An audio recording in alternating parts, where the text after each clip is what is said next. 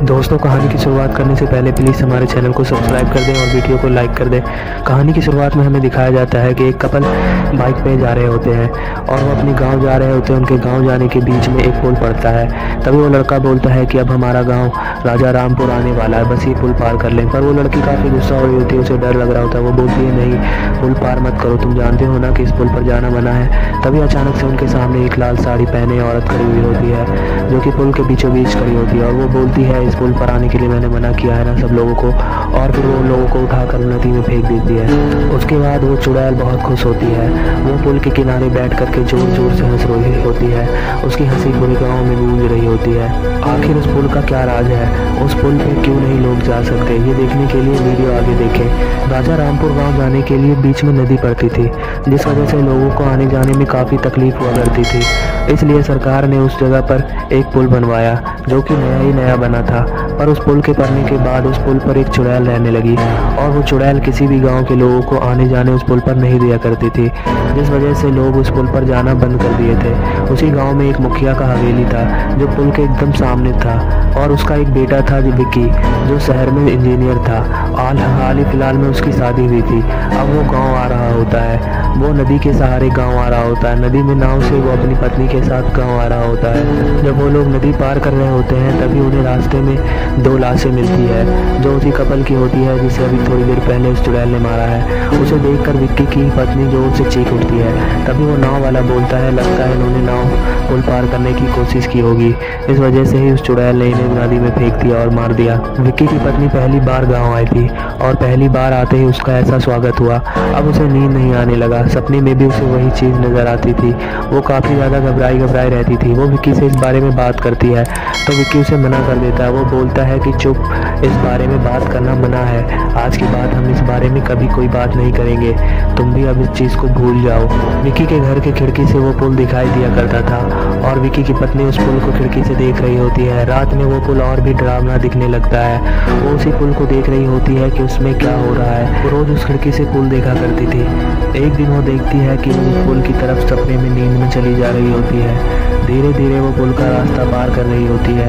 अब वो पुल के ऊपर आ जाती है।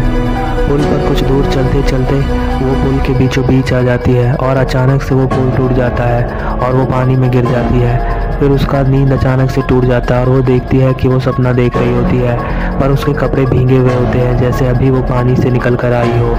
वो इस बात से चौंक जाती है कि वो तो सपना देख रही थी, पर उसके कपड़े कैसे भीगे हुए हैं। फिर वो देखती है उसके बगल में विक्की नहीं होता, तो वो विक्की को ढूंढते हुए जाती है। इधर विक्की कुछ लोगों से बात कर रहा होता है। उसे जैसे ही पता चलता है कि उसकी पत्नी आ रही है, वो बात करना बंद कर देता है। तभी वो उसे पूछती है कि तुम किससे बातें कर रहे हो? विक्की बोलता है, किसी से नहीं, चलो घर चलते हैं। और विक्की अपनी पत्नी को लेकर घर आ जाता है। उसके बाद आकर दोनों सोने लगते हैं। विक्की को तो नींद आ जाती है, पर विक्की की पत्नी को नींद नहीं आती। वो उसी टेंशन में पुल के बारे में सोचती रहती है।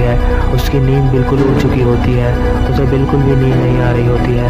तभी अचानक से उसे ऐसा एहसास होता है जैसे कि पुल की तरफ कोई जा रहा हो। विक्की गहरी नींद में होता है, जिस वजह से वो उसे नहीं बताती, और वो उसका पीछा करने का तय करती है। और वो परछाइयों का पीछा करते जाती है। वो घर से बाहर निकलकर उन परछाइयों का पीछा करते हुए पुल की तरफ जा रही होती है। कुछ दूर चलते चलते वो पुल आ जाता है, और पुल के पास आते ही अचानक से उसकी तरफ कुछ पत्थर टाइप का आता है। अंधेरा होने की वजह से वो कुछ देख नहीं पाती। फिर वो अचानक से उस चीज़ को गौर से देखती है, तो वो देखती है ये तो उनके ही सर होते हैं जिससे विक्की बात कर रहा होता है। ये उन 4 लोगों के ही सर होते हैं, विक्की जिनसे बात कर रहा होता है। वो ये देखकर काफ़ी ज़्यादा घबरा जाती है।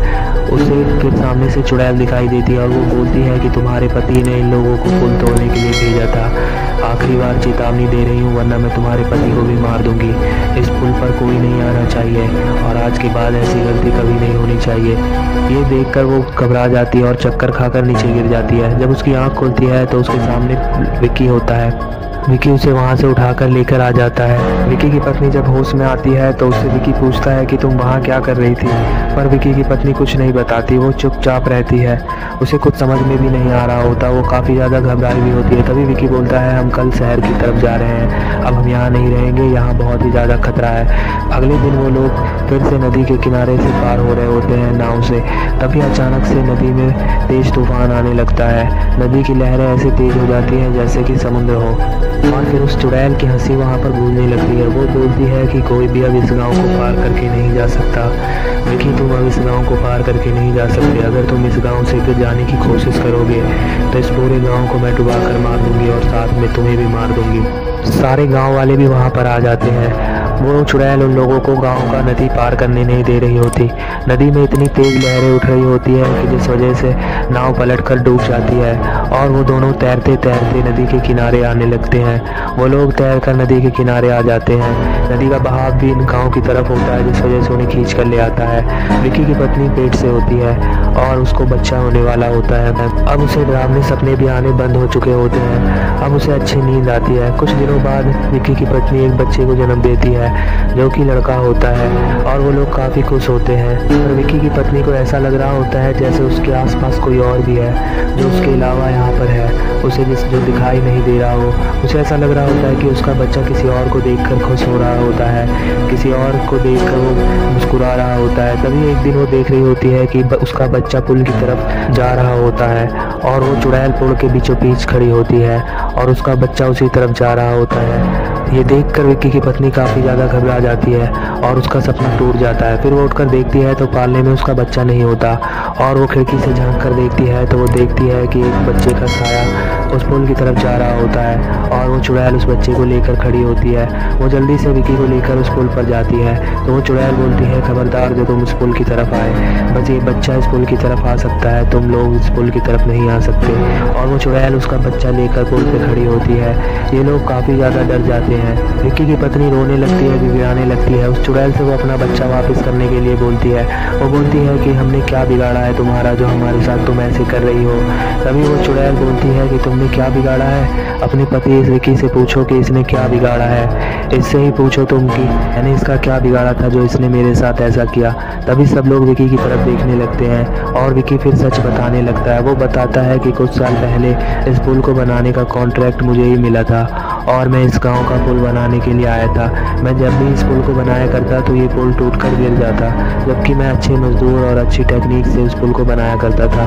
बार बार मैं पुल को बनाए जा रहा था और बार बार पुल टूटकर गिर रहा था। अब काफ़ी ज़्यादा लागत भी लग चुका था और पुल तैयार होने का नाम ही नहीं ले रहा था। तभी मेरे पास एक गाँव का व्यक्ति आया और मुझे वो आकर बोला कि इस पुल को तुम ऐसे ही नहीं बना सकते, इस नदी को तुम्हें पहले बलि देनी होगी तभी ये पुल बन सकता है। तभी मैंने उससे बोला कि बलि, ये तुम कौन सी पुरानी बातें कर रहे हो। पुल बनाने के लिए बलि की ज़रूरत नहीं, अच्छे इंजीनियर की ज़रूरत, अच्छे वर्कर की ज़रूरत और अच्छे कंक्रीट की ज़रूरत होती है, जो कि सब मैं इस्तेमाल कर रहा हूँ। तभी वो आदमी बोलता है कि सब कुछ इस्तेमाल करने के बाद भी तुम्हारा पुल क्यों नहीं तैयार हो रहा, बार बार तुम्हारा पुल टूटकर नीचे क्यों गिर जाता है, ऐसा तुमने कभी सोचा है।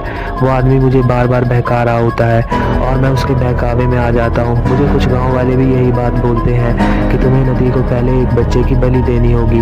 अब मैं सोच में पड़ जाता हूँ कि फिर मैं बच्चा अब लाऊं तो कहाँ से लेकर आऊँ। तभी मुझे ध्यान आता है कि उसके पास जो काम कर रहा होता है एक वर्कर, उसका एक बच्चा होता है। तो विक्की उस वर्कर के पास जाता है और उसे पैसों का लालच देकर उसे बोलता है कि तुम अपने बच्चे की बलि देने के लिए मुझे दे दो। उसकी पत्नी तो नहीं मानती, वो रोती चिल्लाती है, पर वो आदमी मान जाता है और विक्की उसको पैसा देकर उसके बच्चे को ले आता है और उसकी बलि दे देता है। जब तक उसकी माँ वहाँ पहुँचती है तो उसके बच्चे की बलि पड़ जाती है और उसकी माँ काफ़ी रोती है।